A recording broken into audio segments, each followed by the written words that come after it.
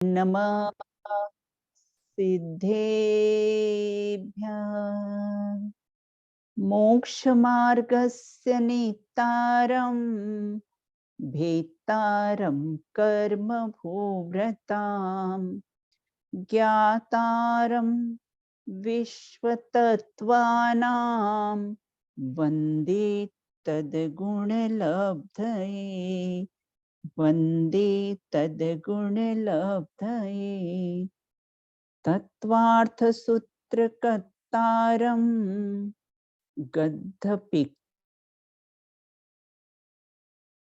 वन्दे गणीन्द्रसञ्जात मुमा स्वामी मुनीश्वरम्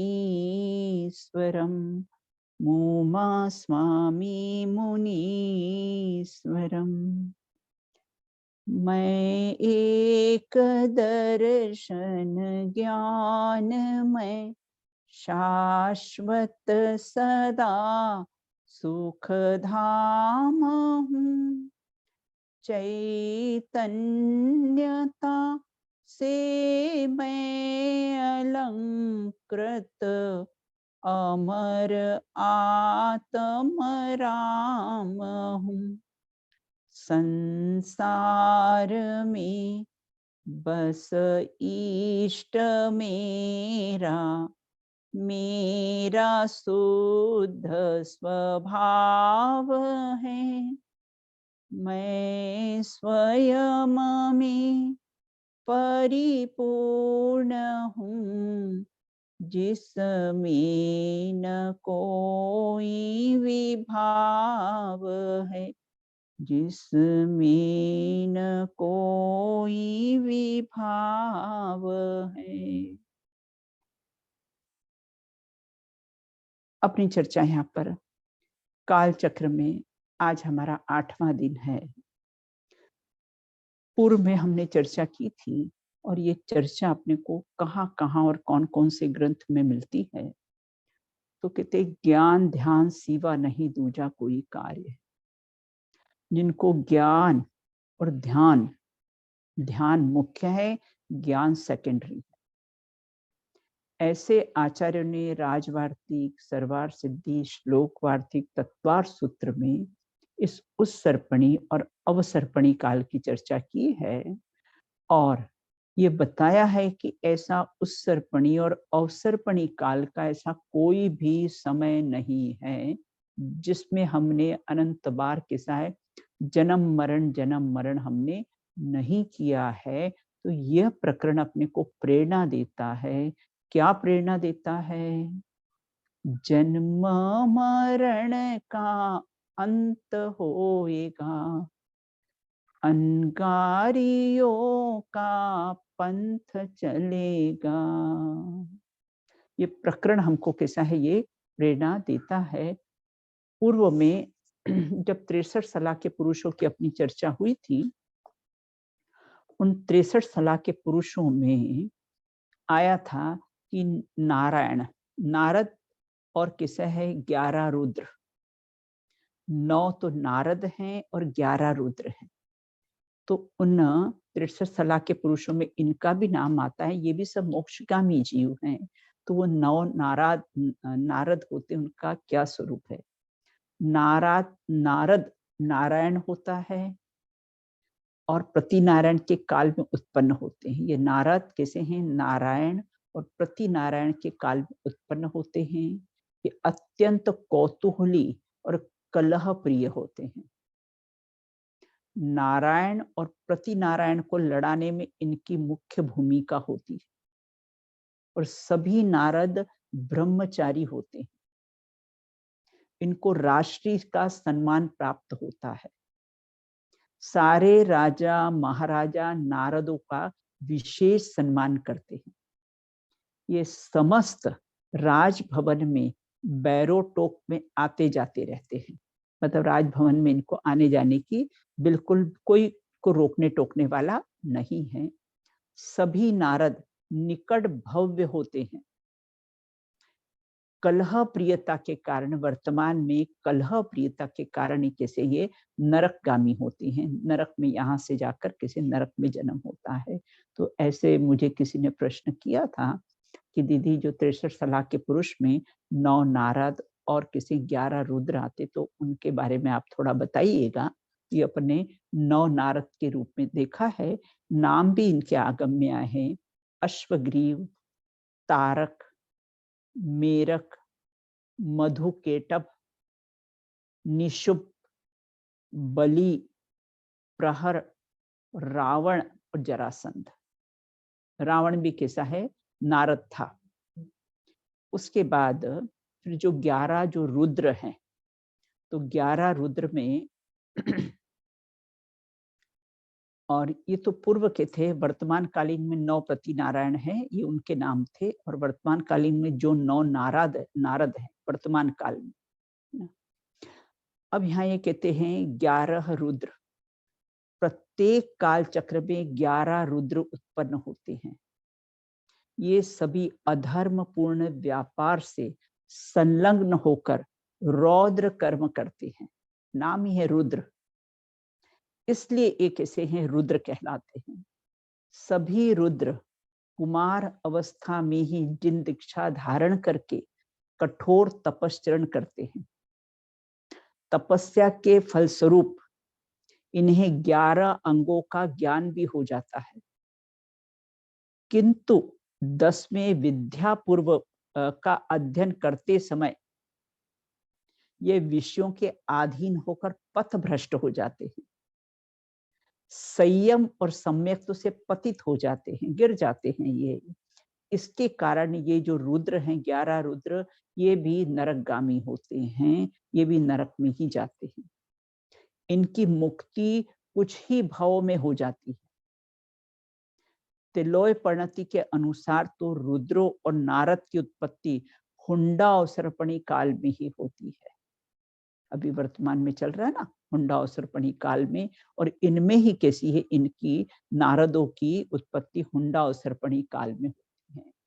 और वर्तमान कालीन नारद कौन कौन से, उनका नाम भी है भीम, महाभीम, रौद्र, महारौद्र, काल, महाकाल, दुर्मुख, नरमुख और अधोमुख। इस प्रकार से ये नारद और 9 नारद और 11 रुद्रों का कैसा है स्वरूप की अपन ने चर्चा की है। अब चर्चा यहाँ पर काल चक्र पर चल रही थी। पूर्व में हमने चर्चा की थी कि जो अवसर्पणी काल का अवसर्पणी काल का जो 6वां काल है, उसके में क्या क्या दोष होने वाले हैं उसकी चर्चा अपन आज करेंगे। मतलब उसकी चर्चा कर रही थी, थोड़ा रिवाइज करके हम आगे बढ़ेंगे।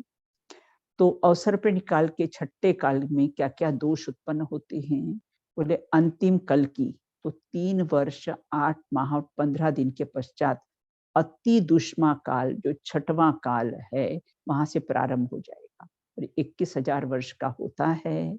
और इसमें अवसर्पणी काल के प्रभाव से अंत में मनुष्यों की ऊंचाई 1 हाथ प्रमाण रहती है और उत्कृष्ट आयु उनकी 15 या 16 वर्ष मात्र रह जाती है। इस काल में जो जन्मे जीवन में अत्यंत दुख पाते हैं और मर कर ज्यादातर ये नरक और तिरेंच में ही जाते हैं। जो 6वें काल में जो जीव होते हैं ज्यादातर ये मर कर कैसे हैं, नरक और तिरेंच गति में ही जाते हैं, मांसाहार करते हैं, क्योंकि अग्नि का सद्भाव रहता नहीं है। तो बोले मांसाहार करने वाले किस किस को धोखा देते हैं, न जाने किस किस भवों के माता पिता को चबा चबा कर खाते हैं।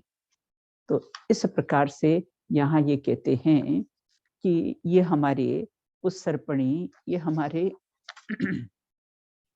अवसर्पणी काल का जो 6वां काल था अति दुष्मा काल, उसके प्रभाव से क्या क्या दोष आते हैं इसकी हमने चर्चा पूर्व में की थी। अब आज हम चर्चा करेंगे कि उत्सर्पणी काल, अभी अवसर्पणी काल के तो 6वें काल की अपने चर्चा की थी। अब कहते हैं उत्सर्पणी काल का प्रारंभ कब और कैसे हुआ, क्या पंचम काल के अंत तक भी धर्म रहेगा, और कौन कौन सी अशुभ वर्षाएं कितने दिनों तक रहेगी, और उस वर्षा में मनुष्य और तिर्यंच कहाँ पर रहेंगे, वर्तमान काल में कौन सा काल चल रहा है, उसकी क्या क्या विशेषताएं हैं, इत्यादि बिंदुओं पर आज हम चर्चा करेंगे। अब यहाँ कहते हैं प्रलय काल, अर्थात किसे कल्पांत काल, इसको बोलते कल्पांत काल अर्थात प्रलय काल। मतलब उत्सर्पणी काल का प्रारंभ कब और कैसे होता है, उसकी यहाँ पर कैसी है चर्चा है।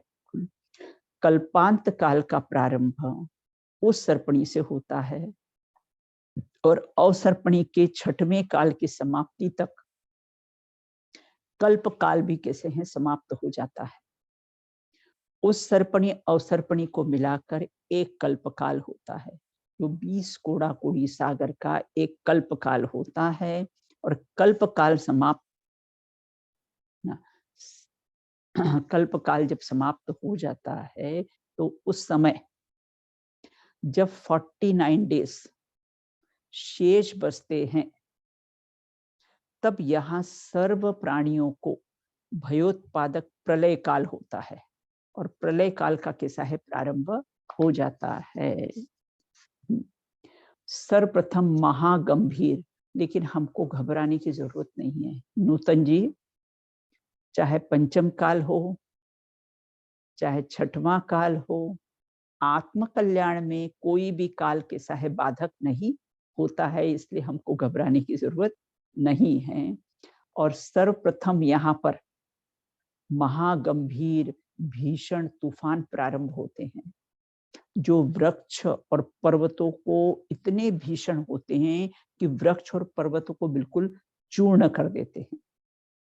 आचार्य मांगतुंग कहते हैं, अपने यहाँ तो तत्वार सूत्र में आता है ना, कल्पांत काल मरुता चलिता चलेन, भक्तामर में आता है, ये भक्तामर में आता है, कल्पांत काल मरुता चलिता चलेन।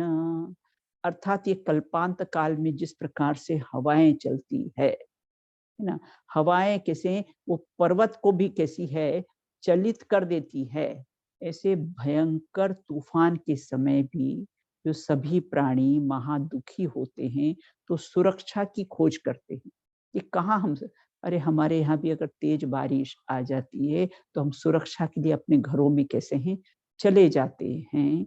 तो उस समय जब ये कल्पांत काल होता है, तेज तेज हवाएं चलती हैं, उस समय भी मनुष्य और तिर्यंच, आगम में ऐसा आया है कि 72 युगल 72 जोड़े, वर्षा जी कितने 72 तो संख्या आई है, लेकिन मात्र 72 नहीं रहते हैं, ज्यादा होंगे ना। हाँ ज्यादा है, परसेंटेज वाइज लाइक, हाँ बराबर, तो 72 युगल ही में छोड़ देंगे। हाँ, गंगा सिंधु नदियों की वेदी होती है। आपने अपना भारत क्षेत्र का मैप देखा है ना, उसमें दोनों ओर से है ना, एक पूर्व की ओर जाती है और एक पश्चिम की ओर जाती है। जो गंगा सिंधु जो नदियां होती है उसमें है ना, उसकी वेदी में एक विजयार्ध पर्वत होता है और विजयार्ध पर्वत के वन के मध्य में ये गुफाएं आदि होती हैं। और इसमें कैसे ये 72 युगल उनको जो मनुष्य को और तिर्यंच को सुरक्षित ये कुछ को तो पहुंचाते हैं, लेकिन वर्षा जी कुछ तो कैसे अपने आप कैसे गुफाओं में चले जाते हैं, हाँ, और अपनी सुरक्षा के लिए तो जो तिर्यंच होंगे वो हाँ वो भी वेजिटेरियन वाले ही तिर्यंच होंगे ना। हाँ हाँ like तो अभी ऐसा कुछ elephant आगामी नहीं आया है, लेकिन ऐसा लिखा है कि मनुष्य और तिर्यंच होंगे ना तो वो भी कैसे गुफाओं में चले जाते हैं अपनी सुरक्षा के लिए। और इन्हीं स्थान पर जो दयालु जो देव होते, जो विद्याधर होते हैं, उनके द्वारा संख्यात मनुष्य और तिर्यंच को कैसा है वहां पर सुरक्षित पहुंचा दिया जाता है। विद्याधर मतलब बहुत विद्याओं के कैसे धनी होते, जो रावण था ना, रावण भी विद्याधर था, तो ऐसे विद्याधर बहुत जो विद्याओं के धनी होते हैं उन्हें विद्याधर कहा जाता है। और ऐसे विद्याधर संख्यात मनुष्यों और तिर्यंच को कैसे ये सुरक्षित स्थान पर पहुंचा देते हैं। तो और वो जो देवलोक से आएंगे, कौन से क्योंकि पंचम नहीं काल में नहीं यहाँ नहीं तो नहीं होंगे नहीं नहीं नहीं, मतलब। विद्याधर तो बेन भूमि गोचरी होते हैं। जो अच्छा, विद्याधर होते हैं ना, अपनी भूमि में ही रहने वाले होते हैं। तो पंचम काल में है सब, हाँ हाँ, है ना, बिल्कुल। छठे काल अब में? ओके। देखो, छठे काल में है जब तो बेन उल्लेख आया है ना। जी जी। हाँ, अगर नहीं होता तो फिर उल्लेख कैसे आता वो, है ना, नहीं, मैं जो सोचे उल्लेख। देवलोक से आते होंगे। नहीं नहीं नहीं, विद्याधर भूमि तो कुछ। भूमि गोचरी होते हैं वो। जैसे रावण था ना, विद्याधर था। अनेक हाँ। विद्याएं जिनको प्राप्त होती है उनको विद्याधर कहते हैं। तो ये विद्याधर उनको कैसे गुफा और कंदराओं में जो है वहां पर पहुंचा देते हैं। उसके बाद जब 49 डेज तक चलने वाले इस प्रलय के, जो प्रलय काल होता है ना, भयंकर गर्जना होती और मेघों में मेघ 7-7 दिन तक क्रमशः अशुभ वर्षाएं होती। जैसे पहला 7 दिन तक बर्फ की वर्षा होगी, जैसे अपने स्नोफॉल हो ना, बहुत तेजी से स्नोफॉल हो, तो ऐसे वर्षा जी कैसे हैं, ये इसकी वर्षा होगी 7 दिन तक। उसके बाद ना फिर क्षीर जल, नमक के, जो खारा पानी होता है ना, उसकी कैसी, जैसे समुद्र का जल कैसा होता है, खारा होता है, ऐसे क्षीर जल की, अर्थात कैसे नमक की कैसी है, ये वर्षाएं होगी। उसके बाद विष जल, उसके बाद फिर धूम्र, दक्षादी। उसके बाद कैसी है, धूम्र, जैसे धुआं होता है ना, धुआं, सब दूर बिल्कुल धुआं ही धुआं। जैसे अपने यहाँ भी फॉग होता है ना बेन, बहुत जी। सर्दी होने पर फॉग होता है। अभी दिल्ली में भी रहता है फॉग, तो बहुत फॉग होने पर क्या होता है, ये धुआं। तो 7 दिन तक ये धुएं की वर्षा होगी। फिर अगले 7 दिन तक धूल की वर्षा होगी। अभी यहाँ तो धूल दिखाई नहीं देती है ना, हमारे इंडिया में तो कैसा है, बारिश के ये अपना गर्मी में जोर जोर से कैसे हैं, धूल ही धूल, ऐसी हवाएं चलती है गर्मी के दिनों में। तो ऐसे धूल की कैसी है वर्षाएं 7 दिन तक। अगले 7 दिन में पत्थर की बारिश हो, जैसे अपने यहाँ पर ओले बरसते ना, ओले बरसते हैं, बड़े बड़े वो क्या बड़े बोलते हैं? बड़े ओले बोलते, हम तो ओले हाँ, बोलते हैं, अब मालूम नहीं आप लोग क्या बोलते हो। हाँ हेल हेल बोलते हैं, बड़े बड़े गिरते हैं साबुत बड़े। जी जी, बराबर। तो वो, और उसके बाद अगले 7 दिन तक अग्नि की वर्षा होगी। अब अपने यहाँ हो ना, अगर 50 टेम्परेचर हो तो इंडिया में तो लोग बाग बोलते हैं कि अरे मानो आग बरस रही हो। तो उसी प्रकार अगले 7 दिनों तक अग्नि की वर्षा होगी। ये कहाँ पर होगी, ये भरत क्षेत्र के आर्यखंड में। भरत क्षेत्र है ना, उसके आर्यखंड में 6 खंड है, उसमें भी मात्र के साथ आर्यखंड में जो जहाँ पे हम रह रहे हैं, अपन रहे हैं, बराबर। अपन कैसे हैं, रह रहे हैं जम्बू द्वीप के आर्यखंड के भरत क्षेत्र में अपन, हाँ, रहते हैं अपन। तो आर्यखंड में चित्रा पृथ्वी के ऊपर 1 योजन वृद्धिगत भूमि जलकर नष्ट हो जाए जब ये 7 दिन तक अशुभ अशुभ वर्षाएं होगी ना। चित्रा पृथ्वी मतलब जहां पर हम रहते हैं, तो ये धान फसल सब जल जाएगा ना? सब नष्ट हो पहले जाएगा। तो पानी से बह जाएगा, फिर जल हाँ, जाएगा, बस फिर जब बचा अग्नि कुछ होगी, नहीं। ये होगी, क्षार जल होगा, तो ये सब कितने तक ना, 1 योजन तक भूमि कैसी होगी, सब जलकर, मतलब मोटाई उसकी जलकर सब नष्ट हो जाएगी भूमि। और आधुनिक की जो वैज्ञानिक है उनका तो ऐसा कहना पड़ता है कि ये आर्यखंड की इस वृद्धिगत भूमि के रूप में स्वीकार किया, वो लोग साइंटिस्ट लोग ये स्वीकार करते हैं। अब 1 योजन ना 2000 कोस का 1 योजन होता है। अब उसके बाद 6000 किलोमीटर मध्य के ऊपर हुई भूमि प्रलय के पश्चात, जब प्रलय समाप्त हो जाता है, जब 7-7 दिन तक शुभ वर्षाएं होगी, फिर ये भूमि कैसी बिल्कुल समतल हो जाती है। और तिलोय परिणति ग्रंथ में ऐसा आया हुआ है कि ये वृद्धिगत भूमि जलकर नष्ट होने पर पुनः समतल होने की कैसी है बात कही, परंतु यह भूमि कब होगी, कैसे वृद्धिगत होगी, इसका कोई आगम में प्रमाण उपलब्ध नहीं है। आगम में तो होगा, लेकिन अपने पास इतने आगम भी कैसे उपलब्ध है ही नहीं है। तो क्योंकि 6 महीने तक नालंदा विश्वविद्यालय में होली जली थी, तो सारा कितना अपना आगम नष्ट हुआ था। लेकिन अभी ये कैसा है, अभी इसकी रिसर्च सब चल रही है। और तत्वार्थ श्लोक वार्तिका में तो ऐसा लिखा है कि काल के वश से घटबढ़ होकर पृथ्वी का ऊपर नीचापन देखा गया है। तिलोय परिणति के प्रमाण के अनुसार यह निश्चित ही है कि आर्यखंड की भूमि 1 योजनगत कैसे वृद्धिगत हुई। जब प्रलय काल हो जाता है समाप्त, फिर वापस कैसी 1 योजन तक ये वृद्धिगत भूमि हो जाती है। हाँ, और भूभाग भी आधुनिक वैज्ञानिकों को कैसा है, ये मान्य है, उन्होंने भी इसको मान्य किया है। तो इस प्रकार से अपना ये जो 6वां काल का ये अंत है, उसके बाद फिर उस सर्पणी का पहला काल कैसा है शुरू हो जाएगा। और फिर अपने को अभी इसमें अपन एक प्रश्न उठाएंगे कि फिर उसको बोलते कि 6वें काल के बाद फिर 6वां काल आएगा, ऐसा कहते हैं। तो उसका प्रश्न पर भी हम आगे चर्चा करेंगे। अब जो हुंडा और सर्पणी काल, वर्तमान में जो हुंडा और सर्पणी काल है ना, उसके क्या क्या दोष हैं। ये असंख्यात उत्सर्पणी और असंख्यात अवसर्पणी, जो 20 कोड़ा कोड़ी सागर का जो कल्प काल है, तो उसमें ये असंख्यात उत्सर्पणी और असंख्यात अवसर्पणी काल बीत जाने पर ऐसा यह हुंडा अवसर्पणी काल आता है, जो वर्तमान में कैसा है, चल रहा है। हाँ, वर्तमान में कौन सा काल चल रहा है, बोले हुंडा अवसर्पणी काल चल रहा है। देखो, तो इसे 2.5 लोग भी कहते हैं हम, ये जो हम रह रहे आर्यखंड। हाँ, 2.5 हाँ। द्वीप। हाँ।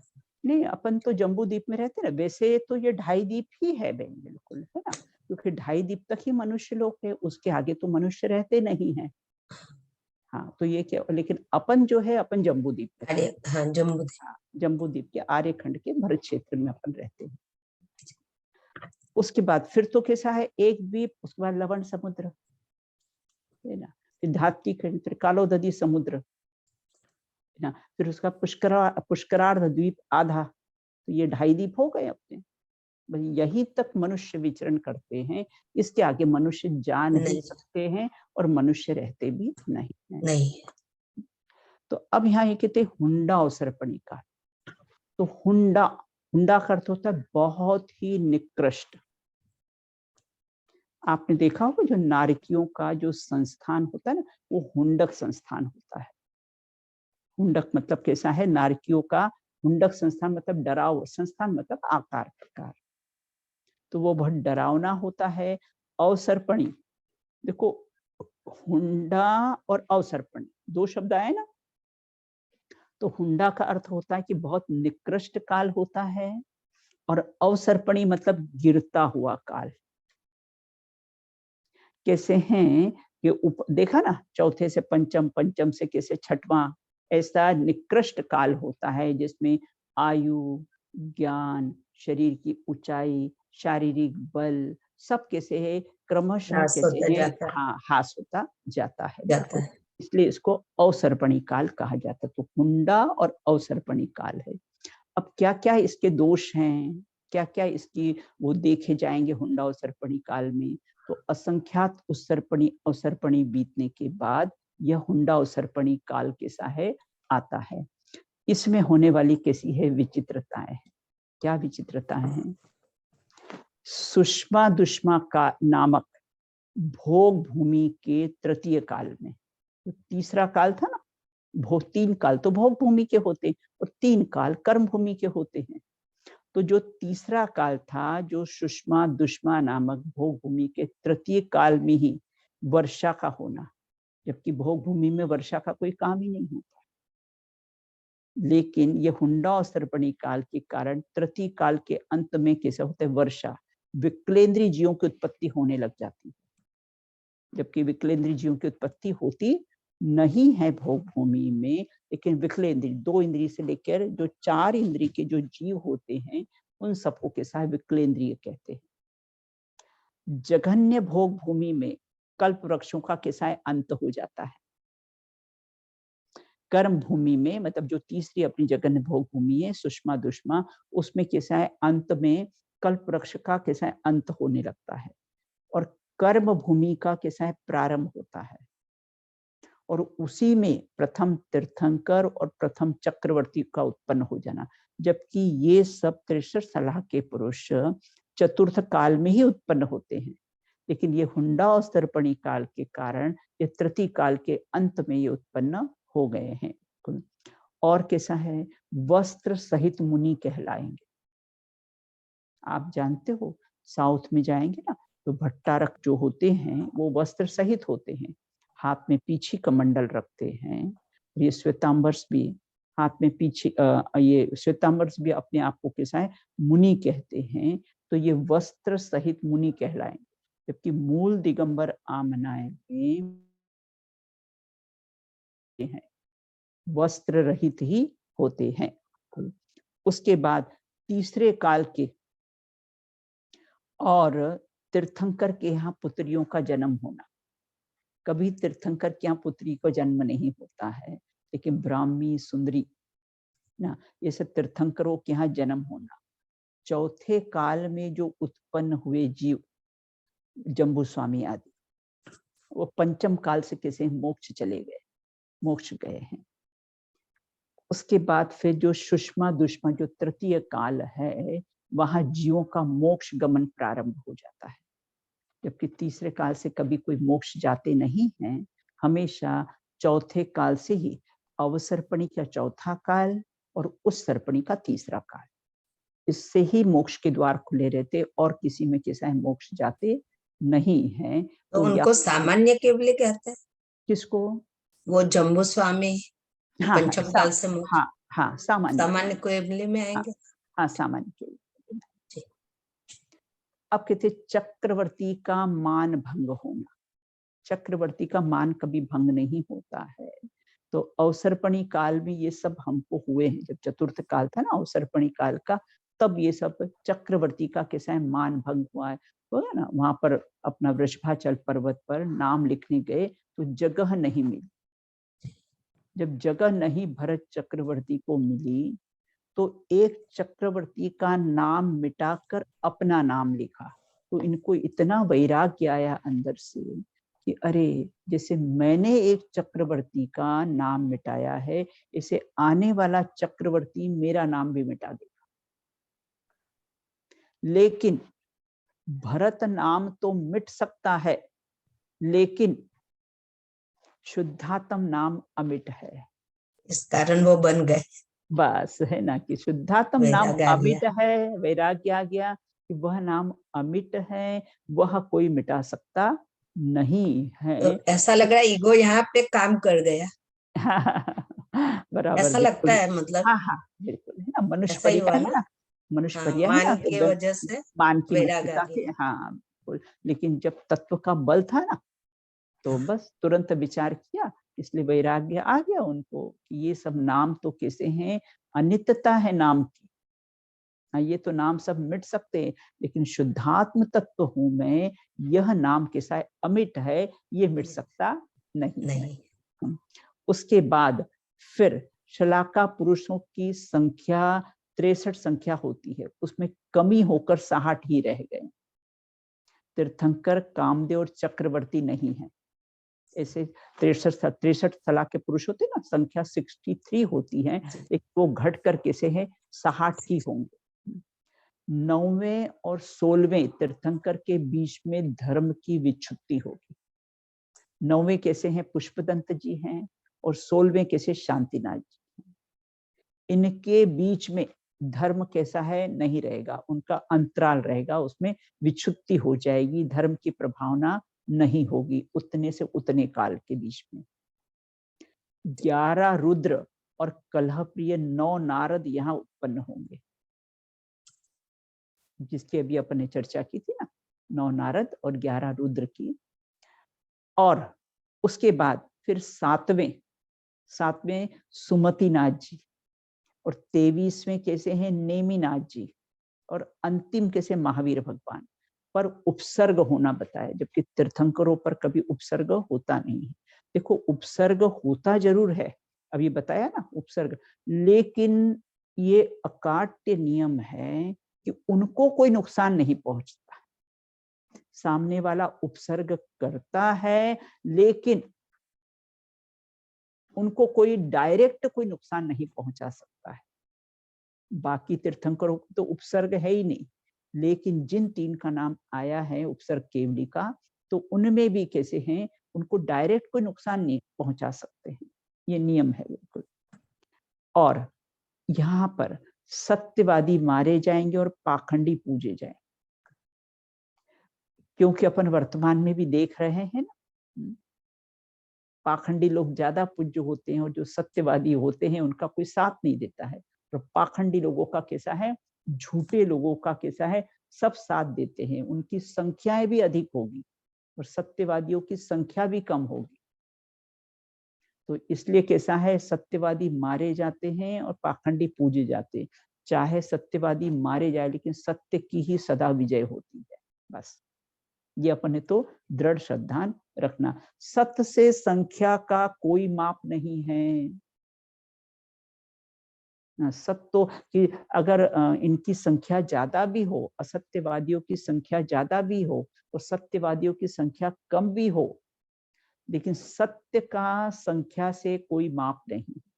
सिंह जंगल में अकेला रहता है, भेड़े बहुत झुंड में रहती है, लेकिन सिंह के बल को कोई कम नहीं कर सकता है।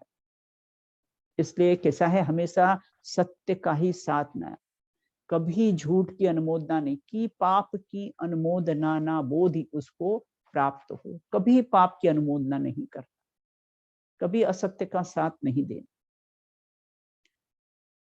तीसरे और चौथे और पंचम काल में उत्तम धर्म कैसे हैं, नष्ट हो जाएंगे।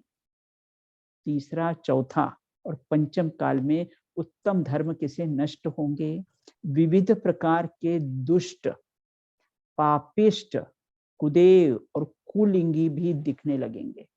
नहीं तो ये होते नहीं हैं, लेकिन कैसे हैं, अपने यहाँ तो विभिन्न मत मतांतर होंगे।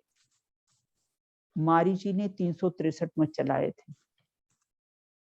और ये 16 स्वप्नों में आता है ना कि चंद्रमा में जो छिद्र होते हैं, वर्षा बहन, चंद्रमा में जो छिद्र होते हैं, बोले उसका क्या परिणाम है, बोले धर्म में विभिन्न मत मतांतर होंगे। तो अपन देखे ही जाते, ज्यादा बढ़ गए, हाँ बहुत ज्यादा बढ़ गए, विभिन्न मत मतांतर हो गए हैं।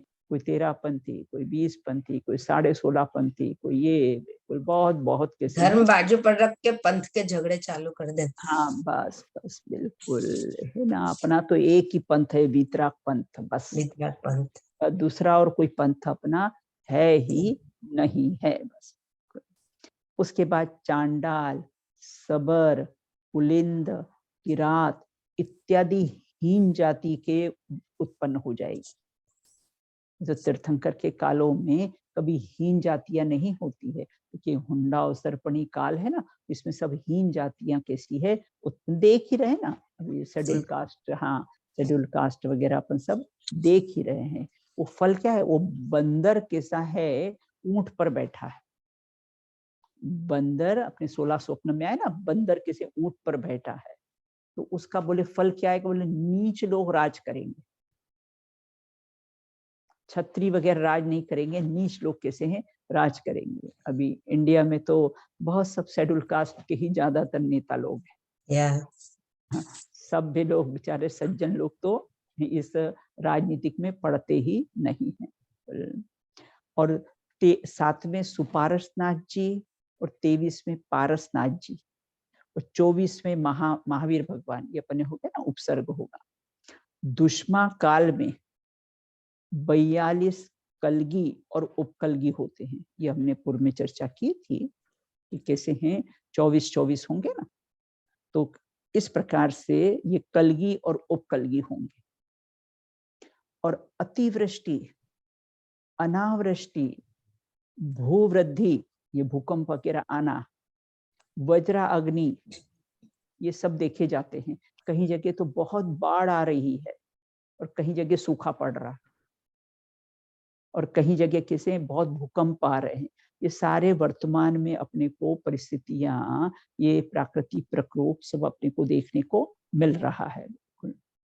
प्रत्येक अवसर्पणी और उत्सर्पणी के काल में तीर्थंकरों का जन्म नियम है कि अयोध्या में ही होता है और सभी तीर्थंकर नियम से समय शिखर से ही मोक्ष जाते हैं, मुक्ति उनकी समय शिखर से है। किंतु वर्तमान काल के प्रभाव, हुंडावसर्पणी काल के प्रभाव के कारण 5 ही तीर्थंकर अयोध्या में जन्म हुआ। 5 ही तीर्थंकरों का अयोध्या में जन्म हुआ और समय शिखर से जो 24 तीर्थंकर जाते हैं उसमें से 20 तीर्थंकर ही निर्वाण को प्राप्त हुए हैं। बाकी जैसे वासुपुर जी चंपापुर से गए हैं, भगवान पावापुर से गए हैं, तो ऐसे 20 तीर्थंकर ही समय शिखर से कैसे हैं मोक्ष गए। हाँ, कुछ लोग प्रथम तीर्थंकर ऋषभ देव की पुत्री होने के पीछे भी ये काल का ही प्रभाव बनते हैं। नहीं तो तीर्थंकर को कभी पुत्री होती नहीं है, लेकिन ये काल के प्रभाव के कारण ही कैसा है उनके यहाँ पुत्री उत्पन्न हुई है। कुल और कैसे हैं वो भरत जी के 16 स्वप्नों में भी आया है कि चंद्रमा परिमंडल से घिरा हुआ है, कि चंद्रमा किसी से घिरा हुआ नहीं रहता है, लेकिन वो परिमंडल मतलब बाउंड्री से घिरा हुआ है। उसका फल क्या होगा? बोले उसका फल होगा कि पंचम काल में मुनियों को अवधि और मनः पर्य ज्ञान नहीं होगा। पंचम काल के जो मुनिराज होंगे उनको अवधि ज्ञान और मनः पर्य ज्ञान नहीं होगा। दुष्म काल में ही, इस दुष्म काल में ही कैसे कलगी और उपकलगी कैसे हैं उत्पन्न होते हैं। इस प्रकार से अनेक प्रकार की विविधताएं हैं, विचित्रताएं, ये कैसे हैं काल दोष के कारण कैसी है देखी गई है। तो हुंडावसर्पणी काल में, लेकिन फिर भी पंचम काल के अंत तक धर्म रहेगा। पूर्व में अपनी चर्चा की थी ना कि 4 जीव रहेंगे पंचम काल के, चाहे कितना भी बेन हो जाए। अभी तो 21,000 वर्ष का पंचम काल है, लेकिन पंचम काल के अंत तक धर्म रहेगा। 18,500 वर्ष तक के शायद धर्म चलेगा। तो इस प्रकार से हमने कैसी है इसकी चर्चा की कि अवसर्पणी के जो 6 कालों की अपने चर्चा की है। वर्तमान में कौन सा काल चल रहा है? तो वर्तमान में कैसा है पंचम काल हुंडावसर्पणी काल का चल रहा है। लेकिन फिर भी जो 4 प्रकार के पुरुषार्थ होते हैं ना, कौन से होते हैं वर्षा बेन, नूतन बेन, दक्षा बेन, 4 प्रकार के कैसे हैं पुरुषार्थ होते हैं ना। कौन से 4 प्रकार के पुरुषार्थ होते हैं? धर्म, अर्थ, काम और मोक्ष। धर्म मतलब शुभ भाव, पूजा पाठ इत्यादि, वो धर्म का पुरुषार्थ। अर्थ मतलब पैसा इत्यादि हम कमाते, वो अर्थ का पुरुषार्थ। काम का पुरुषार्थ कौन सा है? जो विषय भोग भोगते हैं, पंचेंद्रिय के विषय भोग, वो कैसा है काम का पुरुषार्थ। और अंतिम पुरुषार्थ कौन सा है? मोक्ष। तो हमको अपने जीवन में हम ये 3 पुरुषार्थ तो करते हैं, लेकिन अंतिम पुरुषार्थ, जबकि पुरुषार्थ चारों प्रकार का पुरुषार्थ तो पुरुषार्थ माना जाता है, तो अंतिम जो पुरुषार्थ होता है वो किसी मोक्ष के लिए पुरुषार्थ होना चाहिए। लेकिन हमने उसमें जीवन में कोई प्लान ही नहीं किया है। हम तो ये 3 अपना पुरुषार्थ को अपना कर्तव्य मानकर पूरा कर देते, और चौथा जो मोक्ष के लिए पुरुषार्थ है, उस पुरुषार्थ के लिए कैसा है हम प्रयत्न ही नहीं करते हैं। पुरुष ही पुरुषार्थ से पुरुषोत्तम होता है। और मोक्ष के लिए क्या पुरुषार्थ करना? मोक्ष के लिए मैं मुक्त स्वरूप हूं, तो यही मोक्ष के लिए कैसा है पुरुषार्थ है। तो इस प्रकार से अपनी चर्चा की है। तो ये अपने अवसर्पणी काल के जो 6 काल थे उसकी चर्चा अपनी यहाँ पर समाप्त हुई है। अब जो उत्सर्पणी के जो 6 काल आएंगे उसकी शेष चर्चा अपन कैसी है बाद में करेंगे। कोई प्रश्न हो तो पूछ लीजिएगा। हाँ, एक प्रश्न है, वो छठे तीर्थंकर से 16वें जो तीर्थंकर में धर्म विच्छेद की बात हुई, तो हाँ हाँ नेक्स्ट 24 में भी ऐसा ही होगा, धर्म विच्छेद होगा हाँ, उस टाइम पे? बिन सब में या काट्य नियम में, लेकिन ये हुंडा और सर्पणी काल में, अच्छा, इतना ध्यान रखना है ना। ये हुंडा और सर्पणी काल में होगा, और हुंडा और सर्पणी काल तो असंख्यात उत्सर्पणी और वर्ष, अवसर्पणी हाँ, के मतलब बीच नेक्स्ट की बात 24 में भी है। यही होगा। हाँ बिल्कुल, है ना। ये तो असंख्यात उत्सर्पणी और अवसर्पणी बीत जाने पर तब ऐसा ये निकृष्ट काल आता काल है, आता है। और तब ये कैसा है, धर्म की विच्छुप्ति होगी। ऐसा लग रहा है हमें उच्च कुल मिला, लेकिन इसी हुंडा और सरपनी में ही मिलना था, हाँ हमें हाँ को क्यों मिलना था, मतलब नहीं बेन, मिला है, अपन तो तो पॉजिटिव हाँ, सोचना। सार्थक करना है। बस अपने को तो काल कोई सा भी हो, आत्म कल्याण के लिए कोई भी काल कैसा है, बाधक नहीं। बाधक नहीं है। तो अपने को सच्चे देवसास गुरु बेन मिल गए हैं बस। और आपके जैसे सिएटल में भी मंदिर मिल गया है। और आपके जैसा लाभ भी मिल रहा है सुनने का, करने के लिए हाँ हाँ पुरुषार्थ, हाँ हाँ, उंगली पकड़ने बराबर। वाले भी मिल गए, शिक्षक भी हाँ मिल तो गए। वही तो इसलिए जी, अपन तो अच्छी पॉजिटिव बात। सोचना, कि नहीं तो ऐसे देशों में भगवान के दर्शन दुर्लभ है। मैंने आपको शायद पहले भी बताया था ना, यहाँ पहला जब जैन मंदिर बना था, वो किस कारण से बना था, कि कोई अपने जैन भाई थे, तो उस उनका बालक का एक फ्रेंड क्रिश्चियन था, तो उन्होंने कहा कि पापा मैं चर्च जाऊं। तो उनके पापा को लगा कि अरे, आज अगर यहाँ जैन मंदिर होता तो ये चर्च जाने की बात क्यों करता। नहीं करता। बस इसी, मतलब बस यही उनको बात बहुत पिंच कर गई, और यहाँ पर कैसा अपने जैन मंदिर की स्थापना, प्रथम जो जैन मंदिर की स्थापना इसी कारण से हुई थी। अपने को तो खूब प्रेरणा देना, बच्चों को भी अभी तो प्रेरणा सभी देना। जगह हो गए जैन मंदिर, अच्छा है। हाँ, सभी जगह उनके प्रताप से कैसा है, सभी दूर जैन मंदिर हो। और कोई प्रश्न है किसी को?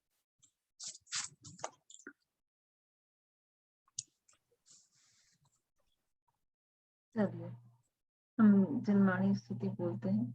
जिनवाणी स्तुति करती। मिथ्याता मना, हाँ बोले मम्मी।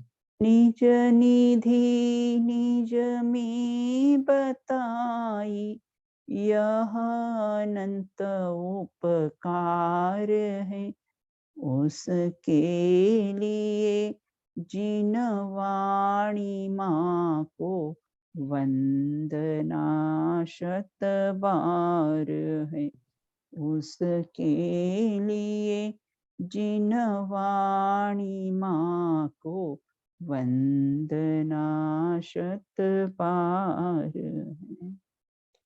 जय बोलो अनंतानंद सिद्ध परमेश की भगवंतों की जय हो। 3 कम 9 करोड़ महामुनि राजयोग्य की जय हो।